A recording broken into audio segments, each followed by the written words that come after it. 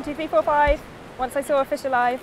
7, 8, 9, 10. Then I put him back again. Okay. All right, where are we? What's going on?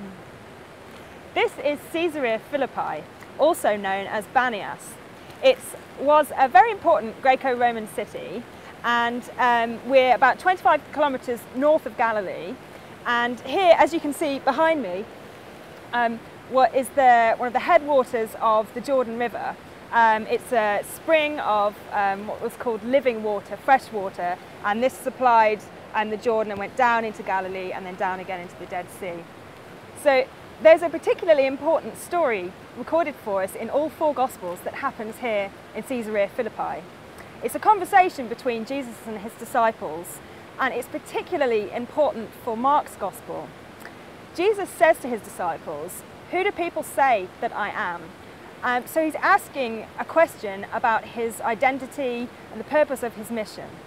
And the disciples say, "John the Baptist, others say Elijah, and still others, one of the prophets." Jesus then asks his disciples, "But who do you say that I am?" And Peter answered him, "You are the Messiah."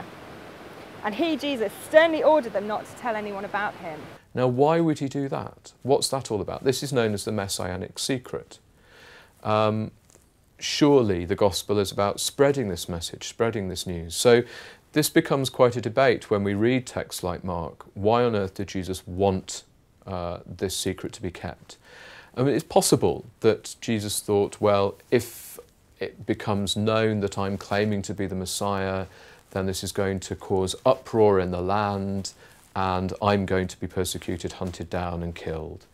And in the end, of course, the Jews do want to condemn Jesus for claiming to be the Messiah or the Son of God. The Romans in the end execute him. The identity of Jesus as the Messiah being hidden is now clear to the disciples and revealed. So especially in Mark, we have this idea of the Messianic secret where even Jesus' disciples, who were very close to him, were struggling to work out who is he, what is he doing.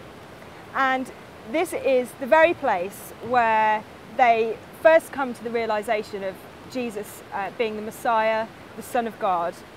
Now this same story is in Matthew's version, and we have in Matthew's Gospel a really important and really famous response of Jesus to Peter's confession that he's the Messiah. So Simon Peter answered, "You are the Messiah, the Son of the living God." And Jesus responds, "Blessed are you, Simon, son of Jonah, for flesh and blood has not revealed this to you, but my Father in heaven." And this is the famous bit.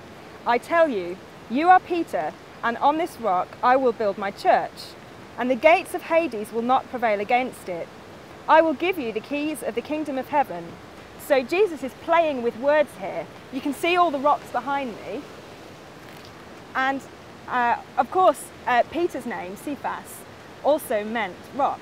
So Jesus is playing with words here and saying, "On this rock I will build my church." He's talking about Peter as the one who has recognized him as the Messiah, and Jesus then will build on this foundation of recognition in the future. So this is an especially important place for the Catholic tradition, because this is the place which is traced back the papal succession to Peter, who was the first pope.